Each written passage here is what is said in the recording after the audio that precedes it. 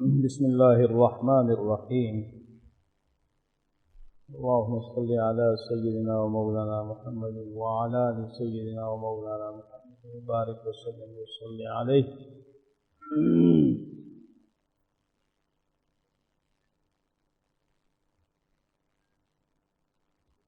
یہاں پر رموز تو مکمل ہو گئیں، حرفی، علمی،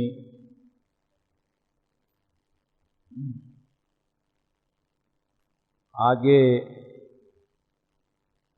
قرات کی وجوہ بیان کریں گے. وما كان ذا ضد فإني بضده غني.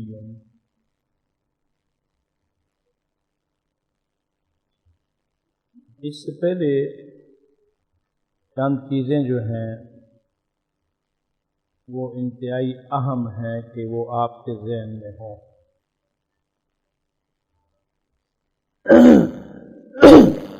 اختلافات کی نسبت اگر امام کی طرف ہو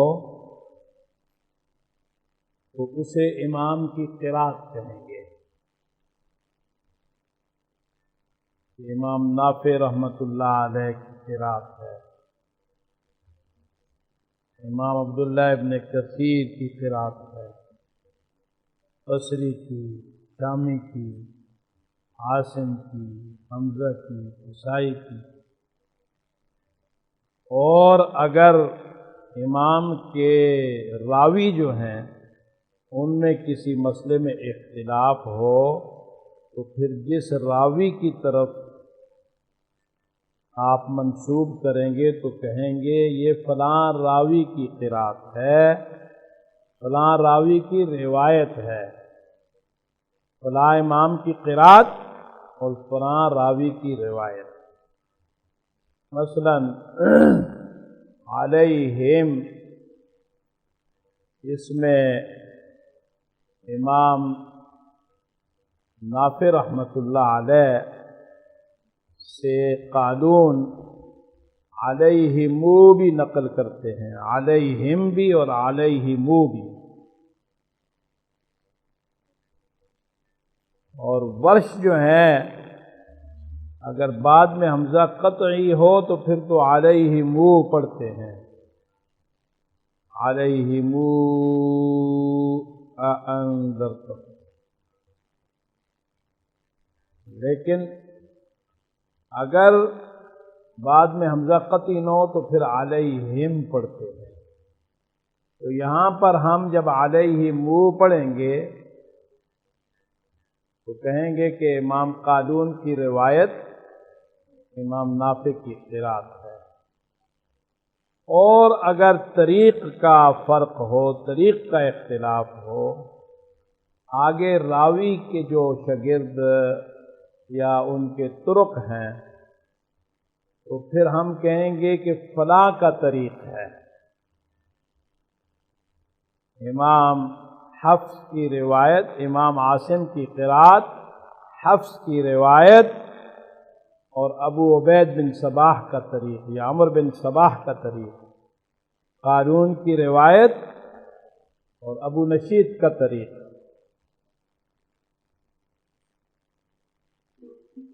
اس کے بعد دوسری چیز جو اہم ہے، قرات میں مراتب ہیں اختلاف قرات کے. اسے یاد رکھنا چاہیے. 6 مراتب بیان کیے ہیں. عمومی طور پر آپ نے فوائد مکیہ میں 3 مراتب پڑھے ہیں. القاری عبد الرحمن مکی رحمۃ اللہ علیہ جن سے ہماری سند بالواسطہ ہے، تو کتاب فوائد مکیہ میں انہوں نے 3 مراتب بیان کیے ہیں اختلاف قرات کے. ایک تو وہ کہتے ہیں کہ اختلاف مرتب، دوسرا جو ہے التزام روایت، اور تیسرا ہے علی حسب التلاوہ بلا التزام، لیکن النشر میں تین اور چیزیں بھی بیان کی ہیں۔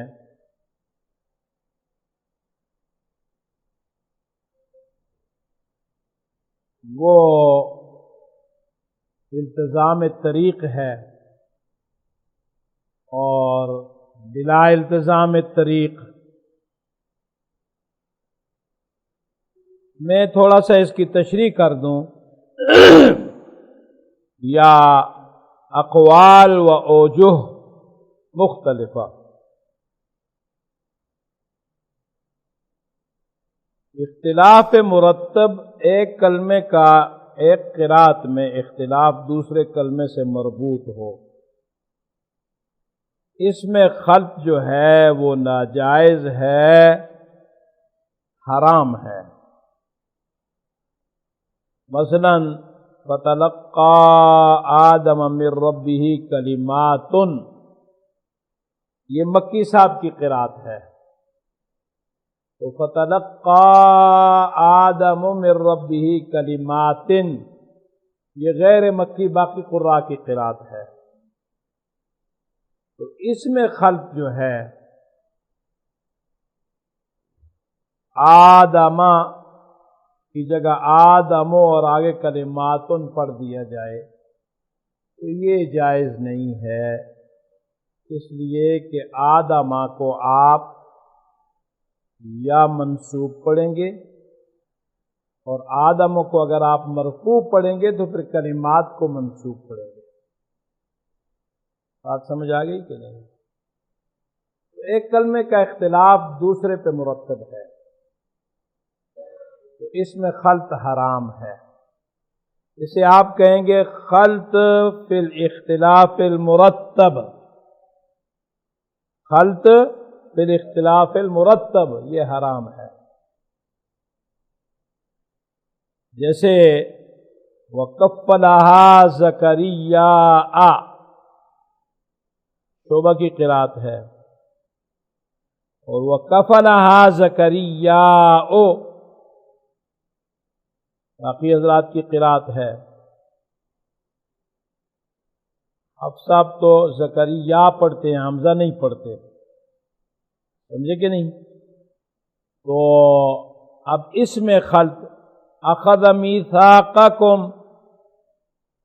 غیر مازنی کی قرات ہے، اور مازنی صاحب کی قرات ہے اخذ میثاقکم۔ اب آپ اخذ بھی پڑھتے ہیں اور میثاقکم بھی پڑھتے ہیں، یا اخذ پڑھتے ہیں اور میثاقکم پڑھتے ہیں، تو ظاہراً یہ لحن جلی ہے۔ ایک حرف ایک حرکت کو دوسری حرکت سے تبدیل کر دینا، جہاں معنی میں بھی خلط پیدا ہو، تو یہ لحن جلی ہے اور یہ حرام ہے۔ اسے کہیں گے خلط فی الاختلاف المرتب۔ دوسری بات ہے خلط بالروایہ، روایت میں خلف کر دیا جائے جبکہ بالالتزام روایت ہو۔ آپ نے پابند کر دیا اپنے آپ کو ایک مجلس میں کہ میں حفص رحمۃ اللہ علیہ کی روایت میں پڑھوں گا، لیکن بیچ میں آپ کسی دوسرے راوی کی روایت کو خلط کر دیتے ہیں، تو التزام کے ساتھ اگر آپ خلط کریں گے تو یہ کذب فی الروایت لازمہ، ایک راوی پر آپ جھوٹ کی نسبت کرتے ہیں جو اس سے مروی نہیں ہے، اس سے منسوب کرتے ہیں، تو کذب فی الروایت جو ہے یہ ممنوع و ناجائز ہے۔ یہ تحقیق امام سخاوی اور محقق ابن الجزری کی ہے۔ جابری صاحب مکروہ کہتے ہیں، اور امام نووی رحمۃ اللہ علیہ نے فرمایا ہے کہ ایک مجلس میں اگر آپ تلاوت کر رہے ہیں تو ایک روایت کا التزام کر کے تو کم از کم مضمون تک وہی روایت پڑھیں. مضمون جب ختم ہو جائے، دوسرا مضمون شروع ہو جائے تو پھر آپ دوسری روایت کو شروع کر دیں تو اس میں حرج نہیں ہے. مثلاً الف لام میم سے آپ هم المفلحون تک پڑھتے ہیں تو ایک روایت میں آپ پڑھتے جا رہے ہیں، ان الذین کفروا سے مضمون بدل گیا تو آپ نے دوسری روایت شروع کر دی تو اس میں حرج نہیں ہے.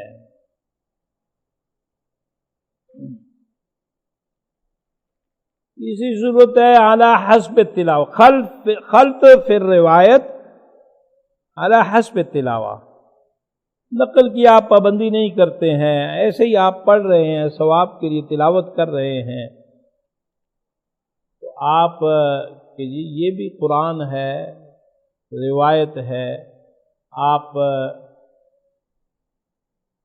مالک یوم الدین پڑھا آپ نے اور آگے صراط الذین سین پڑھ دیا. آپ نے اپنے آپ کو کسی روایت کا پابند نہیں کیا ہے تو اس کی اجازت ہے، لیکن ماہرین قراء علماء ان کے لیے یہ معیوب ہے، اس لیے کہ پھر جاہل اور عالم میں فرق نہیں رہے گا، پھر دونوں ایک ہی مرتبہ میں چلے جائیں گے. اب رہی بات خلط فی الطریق بالالتزام،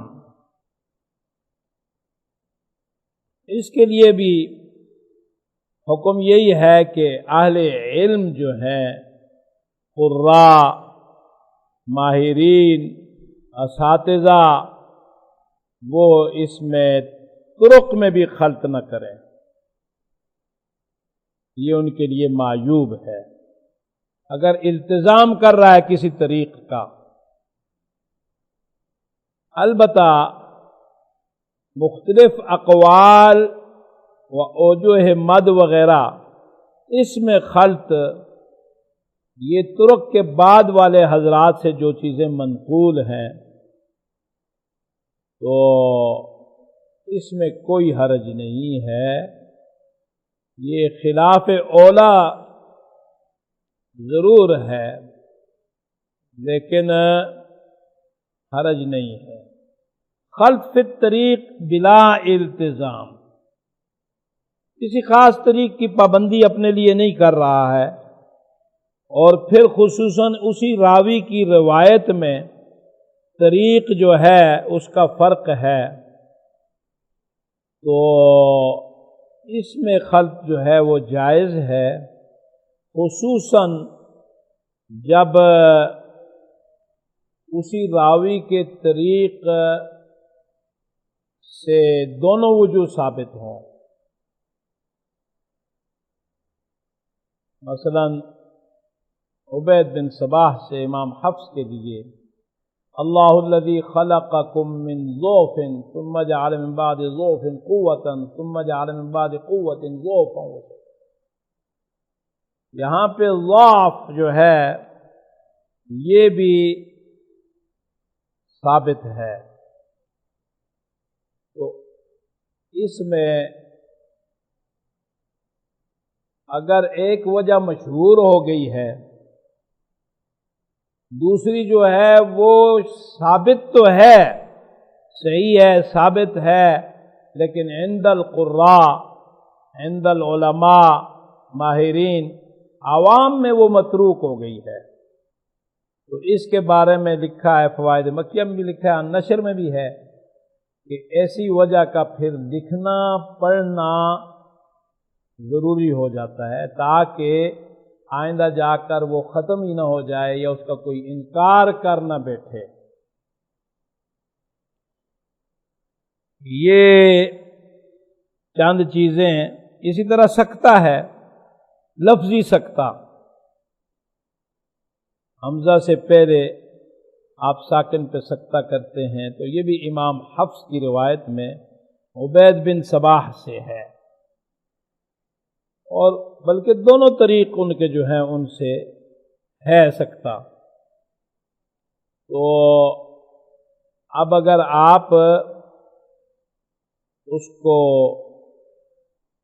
پڑھیں تو اس میں کسی قسم کا کوئی حرج نہیں ہے۔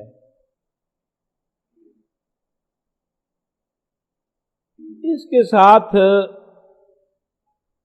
ایک اور چیز ہے جسے اختلاف واجب کہتے ہیں۔ اختلاف واجب جو ہے اس کا تو قرات یا روایت کی تکمیل، طریق کی تکمیل کے لیے پڑھنا ضروری ہے۔ روایتی اختلاف، اختلاف واجب،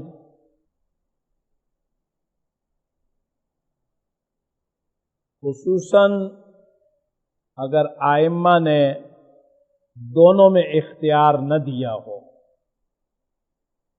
قالون کا صلہ ہے، عدم صلہ ہے۔ اسی طرح ورش کا مد بدل ہے، اس میں طول ہے، توسط ہے، قصر ہے۔ مسیت قیرون، اس میں صاد و سین کا پڑھنا ہے۔ تو یہ روایتی اختلاف ہے، آپ اس میں خلط نہیں کریں گے، اس لیے کہ اختلاف واجب ہے۔ آپ یہ نہیں کر سکتے کہ ایک جگہ آپ بدل میں قصر کریں تو آگے دوسری جگہ بدل میں طول کر دیں، آگے بدل میں توسط کر دیں۔ ایک جگہ آپ انعمت علیہم پڑھیں، دوسری جگہ آگے پڑھ دیں غیر المغضوب علیہم ولا الضالین، اس کی اجازت نہیں ہے۔ اس لیے کہ جس طریق سے اس روایت میں صلہ ہے تو آپ اسی کی پابندی کریں گے، اور جس سے عدم صلہ ہے آپ اسی کی پابندی کریں گے۔ دوسرا اختلاف ہے اختلاف جائز۔ یہ پہلا جو ہے اختلاف واجب تخییری، دوسرا اختلاف ہے اختلاف جائز۔ وہ پہلا جو ہے وہ واجب روایتی ہے، یہ دوسرا اختلاف جو ہے جائز تخییری ہے۔ اس میں ناقلین نے آپ کو اجازت دی ہے، آپ اس میں سے کسی ایک وجہ کو پڑھ لیں گے تو وہ کافی ہوتی ہے، بلکہ سب کا جمع کرنا جو خلاف جائز کی وجوہ ہیں اور تخییری ہیں آپ کو اختیار دیا گیا ہے، ان کا جمع کرنا عیب ہے، معیوب ہے تلاوت میں۔ مثلا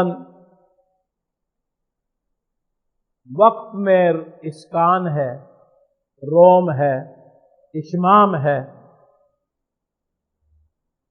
یا اوجوہ مد ہیں، طول، توسط، قصر ہے، تو اب آپ تلاوت میں الحمدللہ رب العالمین رب العالمین رب العالمین، اب تینوں کو جمع کر رہے ہیں۔ اس طرح الرحمن الرحیم، آپ نے اسکان کیا، اسکان کے ساتھ تینوں کو جمع کر لیا، پھر آپ نے روم کیا الرحیم، یہ معیوب ہے، ان میں سے کسی ایک کا پڑھ لینا کافی ہے۔ امام حمزہ کی جو وقفاً وجوہ ہیں وہ بھی اسی طرح ہے کہ وقفاً حمزے والے کلمے میں وہ مختلف طریقوں سے تخفیف کرتے ہیں، ایک جگہ پہ تسہیل بھی اکٹھی ہو جاتی ہے، وہاں پہ متطرفہ میں آپ روم کرتے ہوئے، تسہیل کرتے ہوئے روم کر دیں گے، ابدال کریں گے، وہ بھی ہے اسی طرح اوجوہ مد کی طرح، لیکن ان کو اساتذہ طلباء سے جمع کروا لیتے ہیں، جمع الجمع میں بھی جمع کرا لیتے ہیں، اور اجرا کرتے ہوئے اگر فرداً بھی امام حمزہ کی روایت آپ پڑھتے ہیں تو حمزہ والے کلمے پہ وقف کروا کے ان وجوہ کو جمع کرواتے ہیں۔ اب اگر 5 وجہ بنتی ہیں تو سما جیسے اولیاء، تو اس میں 5 وجہ بنتی ہیں، تو اساتذہ 5 پڑھوا دیتے ہیں، کیونکہ یہ مشکل ہے اور اس لیے پڑھوا دیتے ہیں تاکہ اس میں مہارت پیدا ہو جائے، ورنہ ایک کا پڑھنا کافی ہے۔ جس طرح کہ آپ طول توسط قصر میں سے یا اسکان اشمام روم میں سے ایک کو پڑھتے ہیں تلاوت میں، تو اسی طرح امام حمزہ کی جو وجوہ ہیں ان میں سے بھی ایک کا پڑھنا کافی ہے، صرف اس لیے کہ طلباء میں مہارت پیدا ہو جائے۔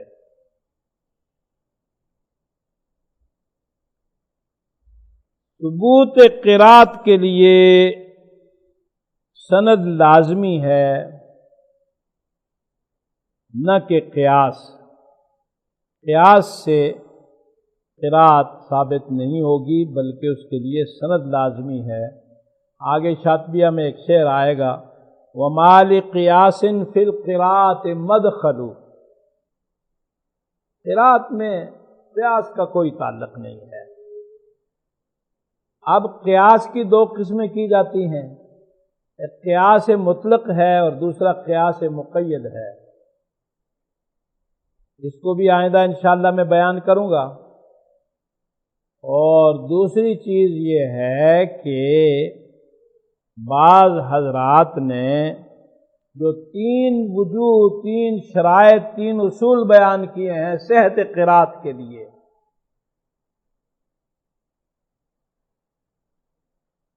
کہ عربیت اور رسم کی موافقت، اور اس کے ساتھ سند متصل سے ثبوت، صحیح عادل ثقہ راوی جو ہیں ان کی سند متصل سے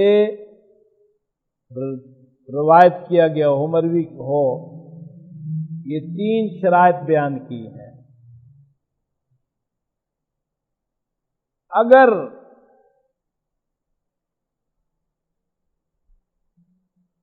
سند سے، صحیح سند سے قرات ثابت نہیں ہے اور دونوں باقی جو شرطیں ہیں وہ پائی جاتی ہیں، تو وہ قرات جو ہے اس کو آپ شاذہ کہیں گے، آپ اس کو متواترہ نہیں کہہ سکتے۔ اس کی قرآنیت کا اعتقاد، اس کا نماز میں پڑھنا یہ جائز نہیں ہے۔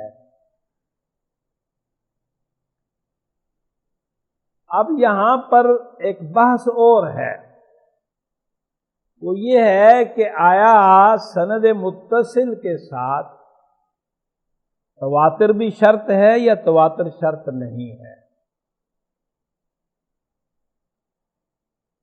بہت سے ائمہ جو ہیں وہ کہتے ہیں کہ قرآن تو تواتر سے ثابت ہے، قرآن وہ ہے جو دفتین میں 2 گتوں کے درمیان محفوظ ہے اور تواتر سے آگے جو ہے وہ بیان ہوا ہے۔ پھر پہلی بات یہ کہ تواتر کیا ہے، اس پہ بھی بحث ہے۔ بعض حضرات نے کہا ہے کہ تواتر یہ ہے کہ کم از کم ہر دور میں 6 آدمی اس کو روایت کرنے والے، بعضوں نے کہا کہ 12 آدمی روایت کرنے والے، بعضوں نے کہا کہ 20 آدمی روایت کرنے والے ہیں، بعضوں نے کہا کہ 40 سے کم کسی دور میں نہ ہو، اور بعض حضرات کہتے ہیں کہ 70 سے کم کسی دور میں بھی نہ ہو۔ لیکن جو تواتر کی جامع تعریف کی جاتی ہے وہ یہ ہے کہ ایک بہت بڑی جماعت نقل کرے اور بہت بڑی جماعت اس سے آگے روایت کرے، اور ہر دور میں اتنی بڑی جماعت روایت کرنے والی ہو کہ ان کا خطا پر، غلطی پر جمع ہونا عقلاً محال ہو۔ بات سمجھ آئی؟ اب دیکھنا یہ ہے کہ بعض حضرات نے یہ کہا کہ قرآن اور قراءات دو چیزیں ہیں، اور قرآن تو تواتر سے ثابت ہے لیکن قراءات کے لیے تواتر ضروری نہیں ہے۔ اس پہ علامہ جزی رحمۃ اللہ علیہ نے بھی اور دوسرے ائمہ نے بھی، ابو شامہ نے بڑی شدت سے بحث کی۔ ابو شامہ نے کہا تواتر کی ضرورت نہیں ہے، علامہ جزری نے تاکید کی اور بڑے دلائل دیے، دوسرے ائمہ جو ہیں انہوں نے بھی۔ نشر میں ایک لمبی چوڑی بحث ہے، اور پھر آخر میں علامہ جزی رحمۃ اللہ علیہ فرماتے ہیں کہ میں نے جب تمام وجوہ میں غور کیا تو پھر مجھے اس غلطی کا احساس ہوا کہ ہم اگر تواتر کی شرط لگائیں گے تو پھر بہت سی وجوہ جو ہیں ان کو ختم کرنا پڑے گا، تو لہذا سند متصل سے ثبوت اگرچہ وہ وجہ احاد سے بھی ہو، اور اگر ساتھ یہ بھی کہتے ہیں کہ اگر تواتر کی شرط لگا دی جائے تو پھر تو دوسری دو وجہ جو ہیں دو صورتیں، یعنی رسم اور عربیت، اس کی تو ضرورت ہی نہیں ہے۔ تواتر کے بعد پھر رسم یا عربیت کے موافقت جو ہے اس کی تو بالکل ضرورت نہیں رہتی ہے، کیونکہ اس کا قبول کرنا رسم کے خلاف بھی ہو تو قبول کرنا ضروری ہے۔ اس پر علامہ جزی رحمۃ اللہ علیہ کا موقف جو ہے وہ میں آپ کو پھر بتاؤں گا۔ بعض چیزیں ایسی ہیں کہ جو آپ کو ملیں گی نہیں، بڑی ضخیم کتابیں جو ہیں ان سے ان کے متعلقہ حاصل ہے یہ، تو مختصر اگر آپ اپنے پاس نوٹ بھی کر لیں تو فائدہ ہوگا۔ مزید اگلے سبق میں انشاءاللہ کچھ بیان کروں گا، اور یہاں پر ہم ازداد کی بحث کو شروع کر لیتے ہیں۔ وَمَا كَانَ ذَا ضِدٍّ فَإِنِّي بِضِدِّهِ غَنِيٌّ فَزَاحِمْ بِالذَّكَاءِ لِتَفْضُلَا۔ کہتے ہیں وہ وجہ جو ضد والی ہوگی تو میں اس کی ضد کے ذریعہ بے نیاز ہو جاؤں گا، پس تو سمجھ کی تیزی سے سبقت لے جا تاکہ تو فضیلت میں غالب آ جائے۔ ما شرطیہ مبتدا اور کانا تامہ ہے یا ناقصہ ہے، ذا ضد سے حال ہے یا اس کی خبر ہے۔ فزاحم اے من الزحمہ، سبقت حاصل کر، معلوم کر لے، اور فائز پر جو ہے وہ تعقیب کے لیے ہے۔ بالذکاء اے بذہنک الثاقب، اپنے ذہن کی تیزی کے ذریعے تو سبقت حاصل کر لے، معلوم کر لے ان وجوہ کو، اور وہ وجوہ کون سی ہیں آگے بیان کرتے ہیں دوسرے شعر میں۔ وَمَدٍّ وَإِثْبَاتٍ وَفَتْحٍ وَمُدْغَمٍ وَهَمْزٍ وَنَقْلٍ وَاخْتِلَاسِ تَحَصَّلَا۔ جیسے مد، اثبات، فتح، مدغم، یہ لفظ فتح ہے، ہا کے سکون سے، فتحہ نہیں ہے۔ فتحہ زبر کو کہتے ہیں، وہ الگ چیز ہے۔ یہ فتح ہے جو امالہ یا تقلیل کی ضد ہے، مقابل میں الف پڑھنا، سیدھا الف پڑھنا، اس کو جھکانا نہیں۔ وحمز ونقل واختلاس تحصلا، یہ ازداد ان کو آپ سمجھ لیں۔ مد جو ہے اس کی ضد قصر ہے، مد سے اضافی مد، فرعی مد مراد ہے۔ جہاں مد کہیں گے تو ضد اس کی قصر ہوگی، قصر کہیں گے تو ضد مد ہوگی، اثبات کہیں گے تو اس کی ضد جو ہے وہ حذف ہوگی، حذف کہیں گے تو ضد سے اثبات، فتح یعنی خالص الف پڑھنا، ضد سے تقلیل یا امالہ ہوگا، اور تقلیل یا امالہ کہیں گے تو پھر ضد سے الف سیدھا پڑھنا، فتح مراد ہوگا۔ ادغام کی ضد اظہار، اظہار کی ضد ادغام۔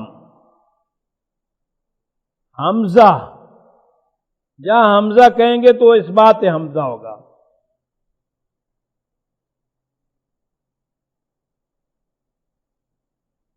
یا ترک حمزہ کہیں گے تو اس بات حمزہ ہوگا، حمزہ کہیں گے تو ترک حمزہ ہوگا، حمزہ کا حذف ہوگا، یا اس میں کوئی دوسری وجہ تخفیف کی، یعنی حمزہ اور ضد سے تخفیف، تخفیف ضد سے حمزہ۔ نقل کی ضد جو ہے عدم نقل، بقائے حرکت، حرکت کا پورا پڑھنا۔ بالآخرہ، بالآخرہ، اب بالآخرہ نقل، بالآخرہ بقائے حرکت۔ اور ساتویں چیز انہوں نے بیان کی ہے اختلاس، یہ وجوہ حاصل کی گئی ہیں، حاصل ہوئی ہیں۔ کیا مقصد؟ اختلاس سرعت حرکت، سرعت حرکت، جیسے آپ پڑھتے ہیں لا تأمنونا، اسی طرح باقی جگہوں میں بھی ہے، یا مرکم، یا مرکم، یہ آگے کتاب میں یہ چیز آئے گی۔ اور کامل حرکت، اتمام حرکت، یہ دونوں ضدیں ہیں۔ آگے فرمایا وجزم وتذکیر وغیب وخفت وجمع وتنوین وتحریک نوملا۔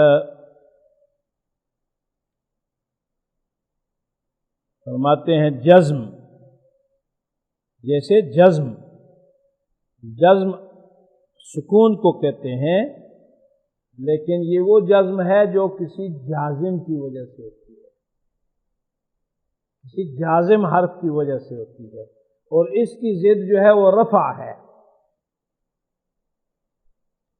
لیکن یہ دونوں جزم اور رفع، یہ ان کی ضدیت دونوں طرف سے نہیں ہے، اس کو مضطرد غیر مناقص کہیں گے۔ باقی مضطرد مناقص ہیں، لیکن جزم اور رفع جو ہیں یہ مضطرد غیر مناقص ہیں۔ جزم کی ضد رفع تو ہے، لیکن رفع کی ضد جزم نہیں ہے، یہ ایک طرف سے ضد بنے گی۔ رفع کی ضد آگے بیان کرتے ہیں۔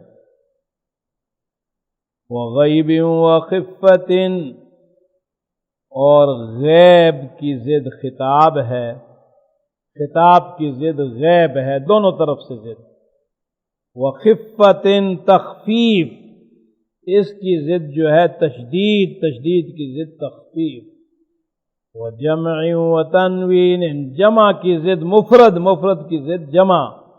تنوین کی ضد ترک تنوین، اور ترک تنوین کی ضد تنوین۔ وتحریک نعملا، اور تحریک یہ استعمال کی گئی ہیں۔ اب تحریک جو ہے حرکت، حرک لفلاں، حرک فلان، اس کو خود بیان کریں گے کہ تحریک سے کیا مراد ہے۔ اگلے شعر میں بتاتے ہیں وَحَيْثُ جَرَى التَّحْرِيكُ غَيْرَ مُقَيَّدٍ وَالْفَتْحُ وَالْإِسْكَانُ آخَاهُ مَنْزِلًا، جہاں تحریک کو غیر مقید بیان کیا جائے گا، تحریک جہاں قید کے بغیر آئے، یعنی یوں نہ کہیں کہ حرک بالکسر، حرک بالضم،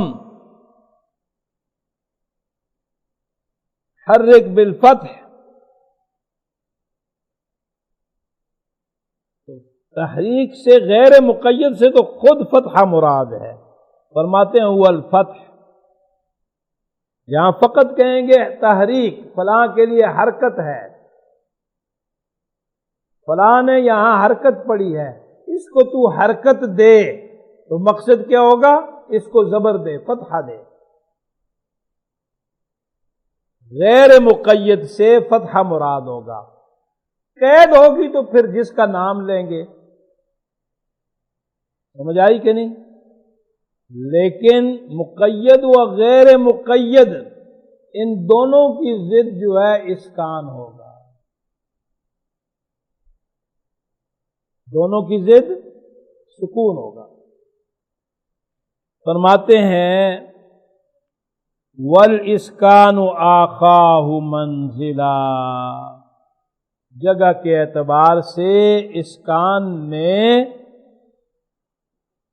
بائی بندی کی ہے، ضدیت پیدا ہوئی ہے، ضد ہے۔ اب اس بات کو آپ سمجھیں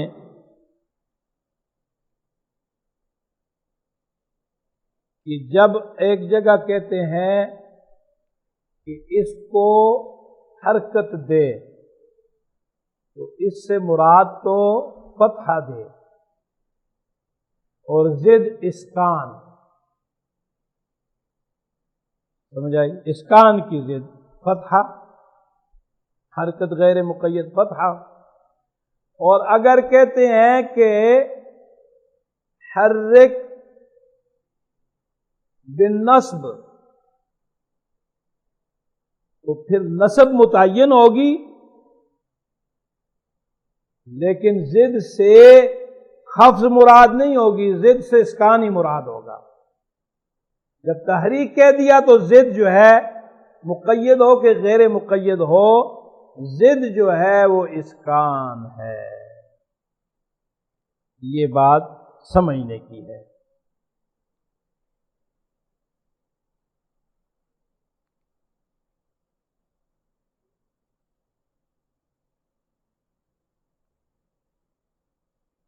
یہاں پر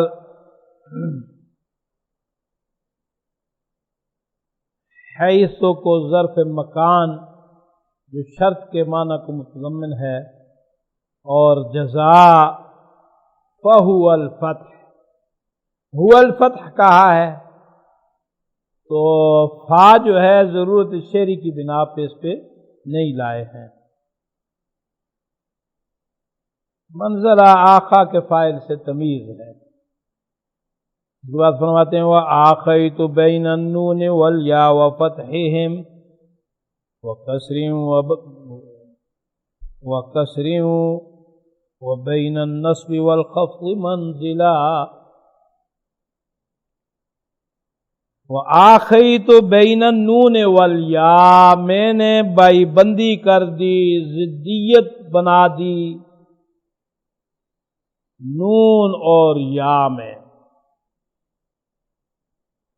اب اگر کہتے ہیں متکلم کے لیے نون ہے تو مرموزین کے لیے نون، غیر مذکورین کے لیے یا، مذکورین کے لیے کہا یا ہے تو غیر مذکورین کے لیے متکلم کا نون، یہ بھی مترد منعکس۔ اور آگے کہتے ہیں وَفَتْحِهِمْ وَكَسْرٍ، فتحہ اور کسرہ کے مابین میں نے آخی تو ضدیت بنا دی، بائی بندی کر دی، رو اور ولیمہ پیدا کر، یعنی کسرہ کی فتحہ کہیں گے تو ضد سے کسرہ، کسرہ کہیں گے تو ضد سے فتحہ مراد۔ وبین النصب والخفض منزلہ، نصب اور خفض جر جگہ کے اعتبار سے ان میں بھی میں نے ضدیت قائم کر دی۔ نصب کہیں گے تو جر، جر کہیں گے، خفض کہیں گے تو نصب۔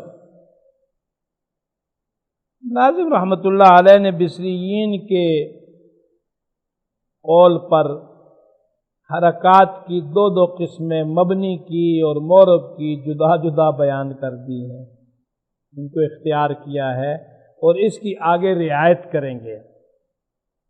آگے جب بیان کریں گے تو کلمات قرآنیہ میں جہاں مبنی کی حرکت ہوگی تو پھر وہاں فتحہ کہیں گے، وہ بدلتی نہیں ہے۔ معرب کی ہوگی تو وہاں نصب کہیں گے، اور بعض جگہوں میں جب معرب کی حرکت جو ہے وہ استعمال کریں گے تو فوراً سمجھ آ جائے گی کہ یہ کلمے کے آخر سے متعلق ہے۔ بعض جگہوں میں کلمے کے درمیان میں بات ہوتی ہے، شروع میں ہوتی ہے، وہ تو پھر مبنی ہے نا، وہاں مبنی کی حرکت کا نام لیں گے، اور کلمے کے آخر اعراب کا مسئلہ آئے گا تو وہاں پھر معرب کی حرکت کا نام لیں گے۔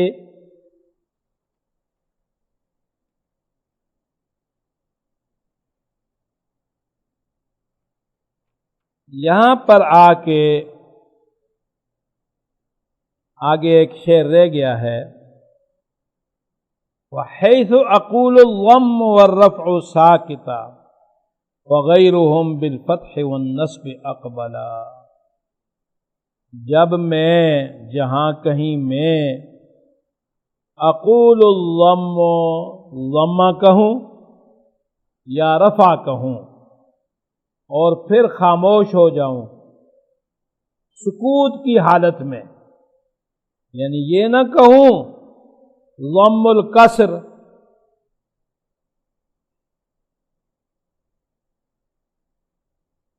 اب ضم الکسر کہا تو دوسروں کے لیے تو کسرہ متعین ہو گیا نا، یعنی کسرہ کی جگہ میں ضمہ ہے۔ اگر یہ صرف میں فقط یہ کہہ دوں کہ یہ فلاں فلاں کے لیے ضمہ ہے، فلاں فلاں کے لیے رفع ہے، تو جب ضمہ کہوں گا تو ضد سے فتحہ اور رفع کہوں گا تو ضد سے نصب نکلے گا، لیکن یہ دونوں مضطرد غیر منعکس ہیں، ہے تو یہ زبر اور ضمہ یعنی پیش اور زبر ہے، لیکن دو نام ہیں۔ ذہن میں یہ رکھیں کہ یہ مضطرد غیر منعکس ہے، دونوں طرفوں سے ضد نہیں ہے۔ فتحہ کہیں گے تو کسرہ، کسرہ کہیں گے تو فتحہ، نصب کہیں گے تو جر، جر کہیں گے تو نصب، پیچھے بیان کر دیا۔ لیکن اگر کسی جگہ ضمہ کہہ کے خاموش ہوگے، یہ نہیں بتایا کہ ضمہ جو ہے وہ کسرہ کی جگہ میں ہے، تو پھر کسرہ تو متعین نہیں ہوگا نا، تو ضمہ سے مراد کیا ہوگا؟ فتح، اور رفع سے مراد نصب۔ لیکن جب فتحہ کہیں گے تو پھر ضمہ مراد نہیں ہوگا، نصب کہیں گے تو رفع مراد نہیں ہوگا، تو نتیجہ کیا ہوا؟ ایک میں نے پیچھے بتایا تھا، جزم و رفع، جزم و رفع، جزم کہیں گے تو رفع، رفع کہیں گے تو نصب، رفع کہیں گے تو جزم ضد سے نہیں نکلے گا، رفع کہیں گے تو نصب ہوگا۔ اسی طرح ضمہ کہیں گے تو ضد سے فتحہ نکلے گا، فتحہ کہیں گے تو ضد سے ضمہ نہیں نکلے گا، نصب کہیں گے تو ضد سے رفع نہیں نکلے گا۔ یہ مترد غیر مناقص ہیں اور ان کو آپ اچھی طرح سمجھ لیں۔ آگے پھر ایک اور اصول بیان کریں گے جس پر کتاب کا جو اصل دار و مدار ہے وہ مکمل ہو جائے گا انشاءاللہ۔ ان کو سمجھ لیں پھر اس کو کل پڑھیں گے۔ الحمدللہ۔ یصلح بالکم۔